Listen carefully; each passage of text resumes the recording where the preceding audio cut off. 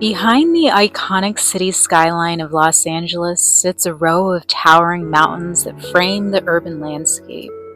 As you fly into LAX, you witness the jaw-dropping closeness of the vast Pacific Coast shoreline to the buildings that proudly stand right before the San Gabriel Mountains. Mount Baldy is famous as the highest peak in the San Gabriel Mountains and Los Angeles County, at an elevation of 10,068 feet.